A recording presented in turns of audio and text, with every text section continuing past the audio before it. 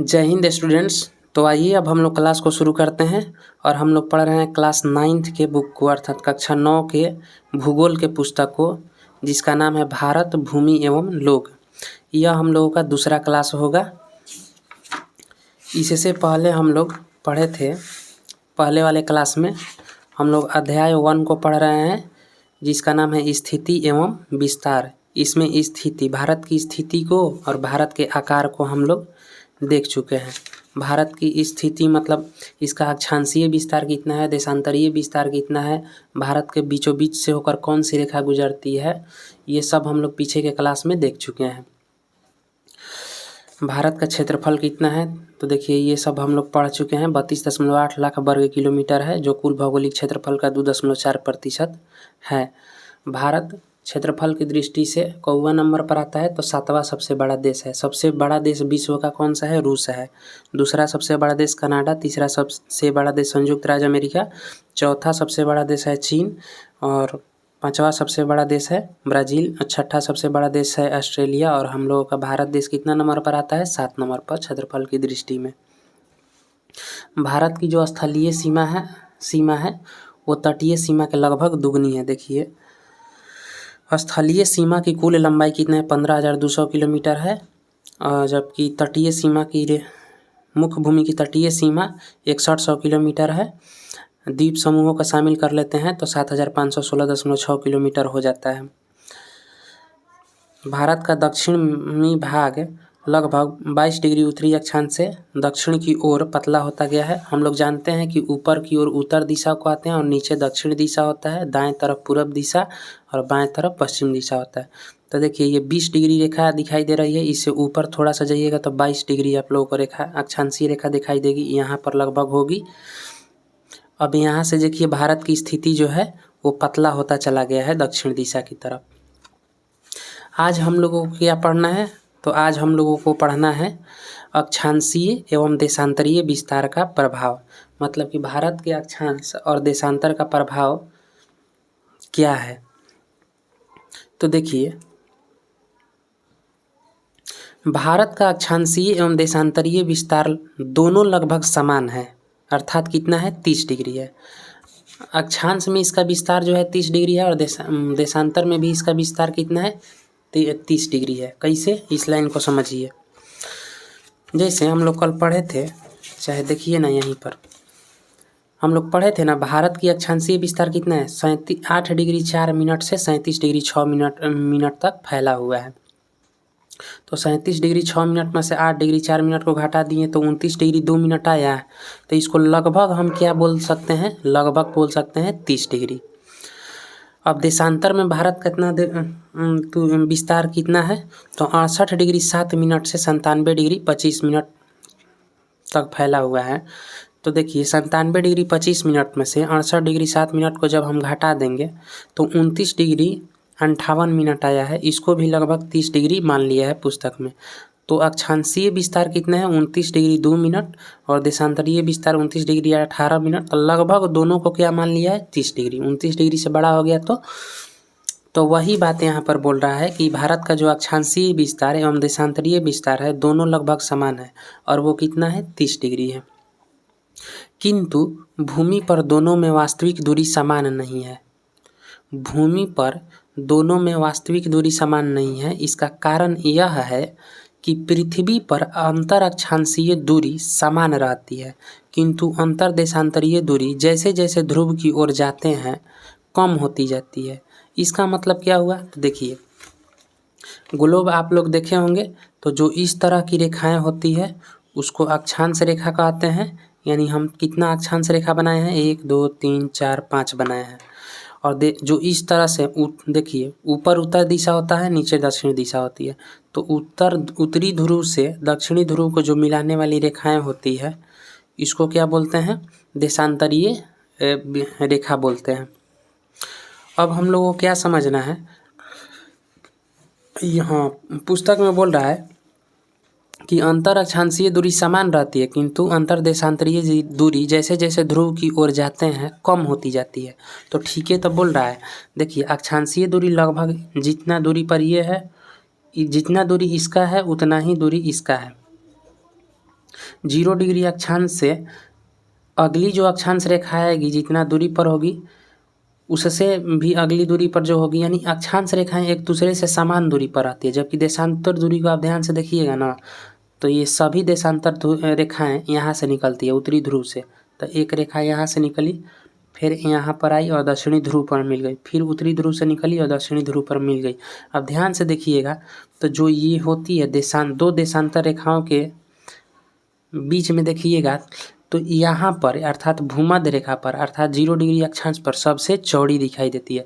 लेकिन जैसे जैसे ध्रुव की ओर बढ़ेंगे तो पतली होती चली गई है, जैसे जैसे दक्षिणी ध्रुव की ओर बढ़ेंगे तो पतली होती चली गई है।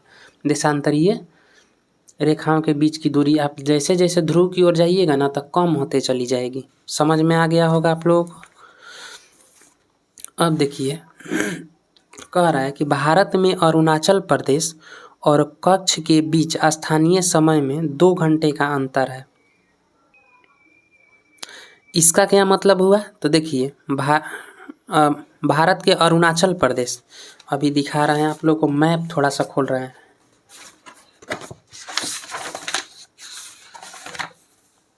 भारत का चित्र कहाँ दिखाई है दे रहा है, इसमें यहाँ पर है। अब ध्यान से समझिए मैप में, ये भारत का नक्शा है, इसको खोले हैं ताकि जगह का नाम लिखा है तो आप लोगों को पता चलेगा आसानी से। अब इसमें ध्यान से देखिए क्या बोल रहा है, भारत में अरुणाचल प्रदेश, हम लोग जानते हैं अरुणाचल प्रदेश भारत का ही एक राज्य है। और कच्छ, कच्छ क्या है? तो कच्छ जो है स्थान का नाम है, ये गुजरात में स्थित है। गुजरात कहाँ है भारत में? देखिए ये भारत है, यहाँ पर गुजरात राज्य है हमारा, और यहाँ पर अरुणाचल प्रदेश है। पूर्वी राज्य है अरुणाचल प्रदेश और सबसे पश्चिम में कौन सा है? गुजरात है। तो गुजरात में एक जगह है जिसका नाम है क्या? कच्छ। देखिए यहाँ पर कच्छ की खाड़ी लिखा हुआ है, यहाँ पर कच्छ की खाड़ी लिखा हुआ है, इधर ही कच्छ है, ठीक है ना। भुज दिखाई दे रहा होगा आप लोगों को, देखिए भुज दिखाई दे रहा है, भुज इसी के आसपास है कच्छ, यहाँ जहाँ पर उंगली रखे हैं। तब क्या बता रहा है कि अरुणाचल प्रदेश और कच्छ के बीच स्थानीय समय में 2 घंटे का अंतर है। जब अरुणाचल प्रदेश में सूर्योदय होता है उस समय कच्छ में अंधेरा रहता है। ये 2 घंटे का अंतर है, इसका मतलब क्या हुआ कि देखिए हम लोग जानते हैं कि जो हमारी देखिए ये गोल है, हमारी पृथ्वी क्या है? गोल है। इस तरह से पश्चिम से पूर्व की दिशा में घूम रही है हमारी पृथ्वी। तो देखिए ये वाला राज्य, ये जो उंगली की तरफ है, ये वाला राज्य को मान लीजिए गुजरात, और ये जो यहाँ पर है कलम के तरफ, इसको मान लीजिए, सॉरी इसको मानिए अरुणाचल प्रदेश, और ये क्या है? गुजरात है। तो देखिए और सामने सूर्य है, सामने मान लेते हैं क्या है? सूर्य। हम लोग का पृथ्वी यहीं से घूम रही है। तो देखिए सबसे पहले अरुणाचल प्रदेश पर आ गई। अब यहाँ पर जाएगी तो सूर्य के सामने अब ना आया है ये वाला हमारा, ये जो पृथ्वी का हिस्सा है अब ना आया, तब यहाँ पर प्रकाश पड़ेगा। तब तक यहाँ पर प्रकाश, सबसे पहले प्रकाश कहाँ पड़ा? यहाँ पर, उसके बाद यहाँ पर पड़ा, क्योंकि इस तरह से घूम रही है हमारी पृथ्वी। तो वही कह रहा है कि भारत में अरुणाचल प्रदेश और कच्छ के बीच स्थानीय समय 2 घंटे का अंतर है। जब अरुणाचल प्रदेश में सूर्योदय होता है, अर्थात जब अरुणाचल प्रदेश में इसे घूम रही है पृथ्वी, ऐसे घूम रही है पृथ्वी अपनी धुरी पर, तो जब अरुणाचल प्रदेश में सूर्योदय है उस समय गुजरात में, यहाँ मान लेते हैं कि गुजरात है, गुजरात में क्या है? अंधेरा रहता है। गुजरात के कच्छ स्थान में, कच्छ में अंधेरा रहता है और वहाँ 2 घंटे के बाद सूर्योदय होता है। ऐसा दोनों में 30 डिग्री देशांतरीय विस्तार के कारण होता है। अब देखिए ये क्या दिखाई दे रहा है, ये कोष्ठ में जो बंद करके दिया है ना बॉक्स में, इसको समझिए। पृथ्वी 24 घंटे में 360 डिग्री देशांतर घूम जाती है।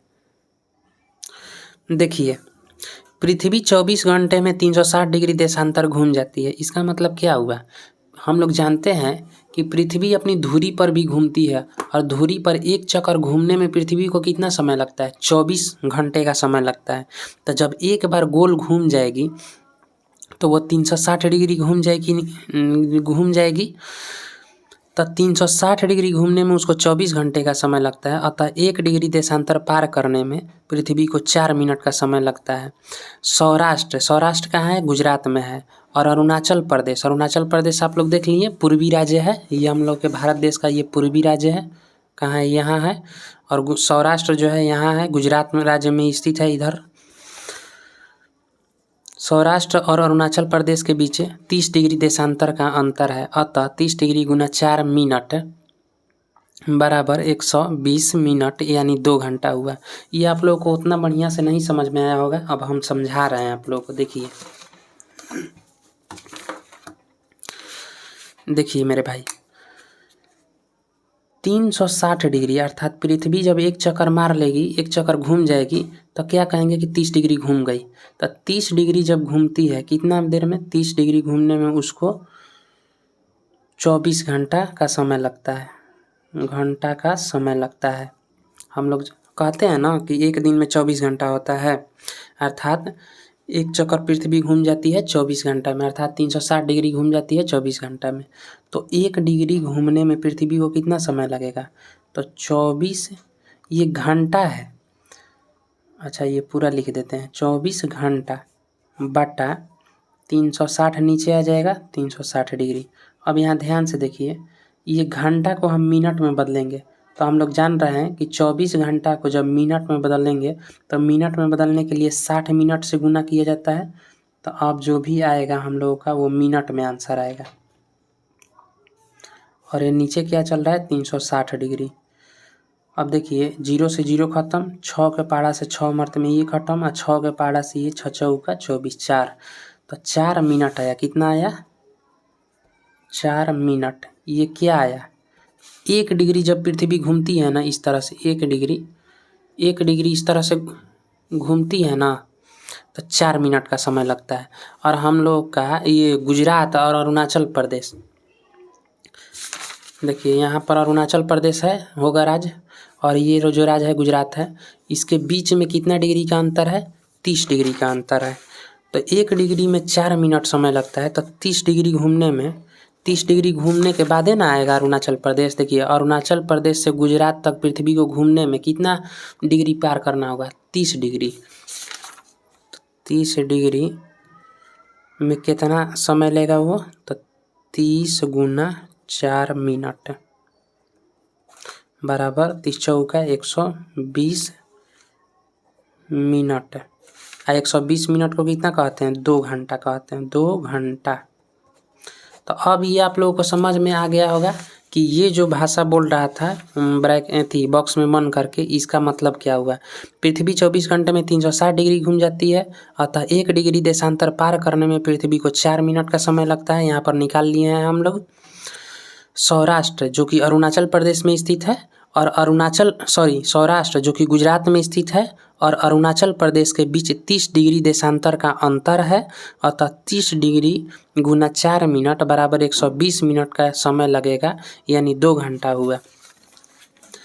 तो वही तो बोल रहा था यहाँ कि भारत में अरुणाचल प्रदेश और कच्छ के बीच स्थानीय समय में 2 घंटे का अंतर है। अब आप लोगों को समझ में आ गया कि देशांतरीय विस्तार का प्रभाव क्या पड़ रहा है। देशांतरीय विस्तार में पृथ्वी हम लोग जानते हैं कि पश्चिम से पूरब की दिशा में घूमती है। तो जब सबसे पहले ग्लोब को घुमा कर देखिएगा आप लोग, ग्लोब यदि कहीं मिलेगा तो सबसे पहले अरुणाचल प्रदेश आएगा। जैसे मान लेते हैं कि ये जो कलम इस तरह से, ये मान लेते हैं कि सूर्य है, और यहाँ पर ग्लोब को हम लोग घुमाएंगे, ग्लोब को इस तरह से रख के इस तरह से घुमाएंगे, तो सबसे पहले अरुणाचल प्रदेश इसके सामने आएगा। उसके बाद आएगा 30 डिग्री घुमा देंगे ना, उसके बाद आएगा क्या, उसके बाद आएगा गुजरात राज्य। तो 30 डिग्री के बाद गुजरात राज्य, अर्थात 2 घंटा के बाद गुजरात राज्य के सामने सूर्य का प्रकाश पड़ेगा। यही कारण है कि अरुणाचल प्रदेश में सवेरा जब हो जाता है, सुबह हुआ रहता है, तो उसके 2 घंटे के बाद गुजरात में सुबह होता है। अब यहाँ ध्यान दीजिए, भारत की मानक देशांतर रेखा 82 डिग्री 30 मिनट पूर्वी देशांतर है। मानक रेखा का मतलब क्या हुआ कि अब आगे इसको पढ़ लेते हैं। भारत की मानक देशांतर रेखा कितना है, 82 डिग्री 30 मिनट पूर्वी देशांतर को कहते हैं, जो इलाहाबाद के नैनी से होकर गुजरती है। मानक मध्याह्न रेखा चुनते समय इस बात का ध्यान रखा जाता है कि वह देश के बीचों बीच से होकर गुजरती हो तथा 7 डिग्री 30 मिनट का गुणांक हो, ताकि 7 डिग्री 30 मिनट देशांतरीय दूरी पर स्थित दोनों स्थानों के बीच 30 मिनट का समयांतर हो। देखिए, मानक रेखा उस रेखा को कहते हैं ना जो भारत नहीं, किसी भी देश के बीचों बीच से होकर गुजरती हो। उससे क्या होता है ना कि जितना समय वहाँ पर अर्थात इलाहाबाद के नैनी से होकर जो हमारा पूर्वी देशांतर रेखा गुजरती है, जितना समय इलाहाबाद के नैनी में बज रहा होगा ना, वही समय पूरे भारत में बज रहा, अर्थात 6 बज रहा होगा ना जब इलाहाबाद के नैनी में, तो गुजरात चाहे अरुणाचल प्रदेश चाहे जम्मू कश्मीर सभी जगह कितना बज रहा होगा, 6 बज रहा होगा। अब यहाँ ध्यान से देखिए, कर्क रेखा किसको कहते हैं, तो 23.5 डिग्री अक्षांश को, 23.1/2 डिग्री उत्तरी अक्षांश को भारत के बीचों बीच से होकर गुजरती है। अर्थात प्रश्न में पूछेगा कि भारत के बीचों बीच से होकर गुजरने वाली रेखा का नाम क्या है, तो कर्क रेखा बोलेंगे या 23.5 डिग्री उत्तरी अक्षांश बोलेंगे, एक ही बात है। और इसे लगभग 2 बराबर भागों में बांटती है, किसको, भारत को। यह कर्क रेखा हमारे पड़ोसी राज्य झारखंड की राजधानी रांची तथा पड़ोसी देश बांग्लादेश से होकर गुजरती है। अब हमें यह देखना है कि अक्षांशीय विस्तार या दूरी का भारतीय जनजीवन पर क्या प्रभाव पड़ता है। अब हम लोग को क्या देखना है, अक्षांशीय विस्तार का भारतीय जनजीवन पर क्या प्रभाव पड़ता है। अभी तक हम लोग क्या देखें, देशांतरीय विस्तार का हमारे जीवन में क्या प्रभाव पड़ता है। तो देशांतरीय विस्तार का बेसिकली समय के निर्धारण के लिए में महत्वपूर्ण योगदान किसका रहता है, देशांतरीय रेखा का, देशांतरीय विस्तार का। अब देखते हैं अक्षांशीय विस्तार या दूरी का भारतीय जनजीवन पर क्या प्रभाव पड़ता है। भारत का उत्तरी किनारा जम्मू कश्मीर राज्य में है। देखिए, भारत है ये पूरा, भारत का उत्तरी किनारा यहाँ कहीं होगा, तो क्या बोल रहा है, भारत का उत्तरी किनारा जम्मू कश्मीर राज्य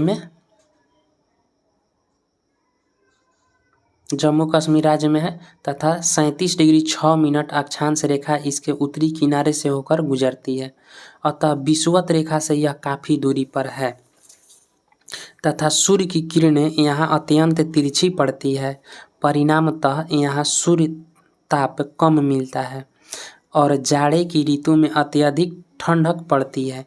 इसके विपरीत यानी उल्टा, भारत के दक्षिणी भाग केरल और तमिलनाडु राज्य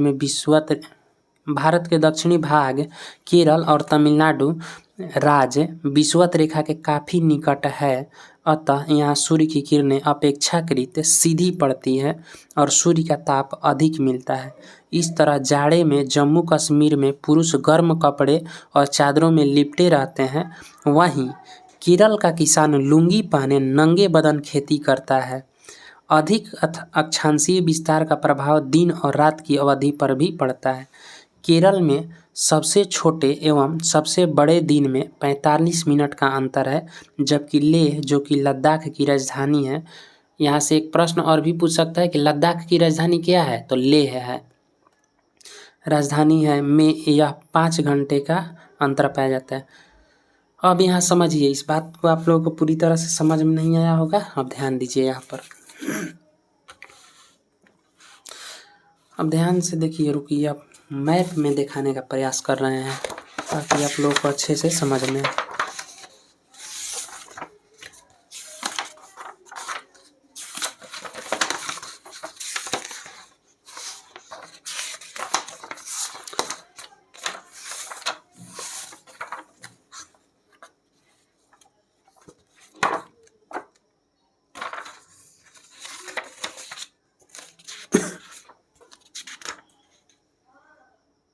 पूरा विश्व का मैप नहीं दिया है कहीं।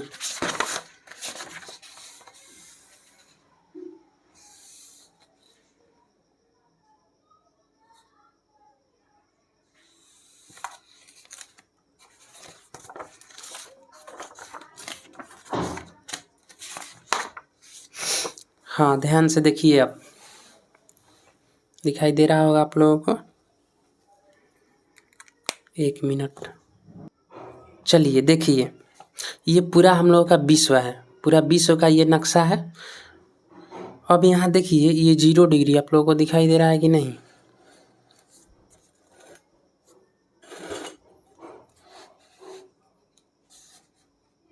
ये 0 डिग्री 0 दिखाई दे रहा है आप लोगों को? ये 0 जहाँ कलम रखे हैं ये 0 डिग्री है। अब यहाँ से एक सीधे रेखा गई है, सीधे रेखा गई है, देखिए सीधे रेखा गई है। इसका नाम क्या है? इसी का नाम है विषुवत रेखा या भूमध्य रेखा या 0 डिग्री अक्षांश, इसी को कहते हैं। अब देखिए सूर्य का जो प्रकाश है सबसे अधिक कहाँ पड़ता है? विषुवत रेखा पर। अब इसके ऊपर एक रेखा और ध्यान से देखिए, इसके ऊपर हम कलम को बढ़ा रहे हैं, ये यहाँ ध्यान दीजिए, ये है कर्क रेखा। कर्क रेखा लिखा हुआ है, ये कर्क रेखा हो गया। 3 गो रेखा को आप लोग देखिएगा, ये कर्क रेखा है पूरा। उसके नीचे ये विषुवत रेखा जो पृथ्वी को 2 भागों में बांट रही है, और कर्क रेखा जो भारत के बीचों बीच से होकर जाती है। देखिए ये हम लोग का भारत है, इसके बीचों बीच से होकर गई है। अब ये 0 डिग्री के नीचे अर्थात विषुवत रेखा के नीचे एक रेखा देखिए, इसका नाम है मकर रेखा। मकर रेखा। अब ध्यान से समझिए कि जो सूर्य है ना, वो कर्क रेखा और मकर रेखा के बीच में सबसे अधिक चमकता है। यानी सूर्य जो है यहाँ पर है तो यहाँ से एक बार यहाँ जाएगा, फिर यहाँ मकर रेखा पर आएगा, फिर विषुवत रेखा पर आएगा। मतलब एक बार कर्क रेखा पर जाते समय एक बार विषुवत रेखा पर चमका, एक बार मकर रेखा पर जाते समय विषुवत रेखा पर चमका। तो जो सूर्य है वो कर्क रेखा और मकर रेखा के बीच ही घूमते रहता है। तो देखिए सबसे ज़्यादा प्रकाश कहाँ पड़ेगा? विषुवत रेखा पर पड़ेगा, क्योंकि जब कर्क रेखा पर जा रहा है, यहाँ है सूर्य, यहाँ जा रहा है, तब भी सूर्य विषुवत रेखा से होकर गया, फिर कर्क रेखा पाएगा तो यानी आते समय एक बार चमक गया, फिर इधर जाते समय, यानी सबसे ज़्यादा सूर्य का प्रकाश कहाँ पड़ता है? विषुवत रेखा पर। यही कारण है कि विषुवतीय प्रदेश में सबसे अधिक गर्मी पड़ती है। अब ध्यान से समझिए कि हम लोग का पुस्तक क्या बोल रहा है। हम लोग का किताब कह रहा है भारत का सबसे उत्तरी किनारा जम्मू कश्मीर राज्य में है। 37 डिग्री 6 मिनट अक्षांश रेखा इसके उत्तरी किनारे से होकर गुजरती है, अतः यह विषुवत रेखा से काफ़ी दूरी पर स्थित है, अर्थात सूर्य की किरणें यहाँ तिरछी पड़ती हैं। परिणामतः यहाँ सूर्य का ताप कम मिलता है और जाड़े की ऋतु में यहाँ अत्यधिक ठंडी पड़ती है। अब ध्यान से समझिए कि ये विषुवत रेखा है और विषुवत रेखा है। अब हम लोग का ये भारत का जो ये वाला हिस्सा है ना, वो विषुवत रेखा के काफ़ी नज़दीक है, और भारत का सबसे उत्तरी किनारा जो है ये वाला ये देखिए विषुवत रेखा से काफ़ी दूरी पर है, काफ़ी दूरी पर है। तो सूर्य की किरणें यहाँ सबसे तिरछे पड़ती है, यानी सबसे ज़्यादा तिरछे पड़ती है। यही कारण है, तिरछी जाती है प्रकाश तो उसमें उतना गर्मी नहीं रह पाता है। यही कारण है कि यहाँ ताप कम रहता है, अर्थात यहाँ पर ठंडक ज़्यादा होती है।